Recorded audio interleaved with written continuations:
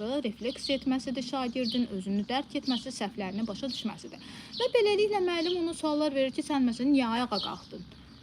Uşaq deyir ki, yəni Vasif deyir ki, ona görə ayağa qalxdım ki, darıxırdım, artıq mən tapşırığı yerinə yetirdim, darıxdım, sıxıldım, yoruldum və müəllim də ona deyir ki, onda gəl sən mənim köməkçim ol. Müəllim köməkçisi olmaq bu bütün uşaqların arzusudur da, yəni özlərini böyük kimi hiss etmək, müəllim kimi hiss etmək, müəllim köməkçisi. Deyir, onda gəl sən mənim köməkçim ol və köməkçisi olaraq da davam edir, özündə bir məsuliyyət hiss edir, özünü müəllim kimi hiss edir, böyümüş kimi hiss edir.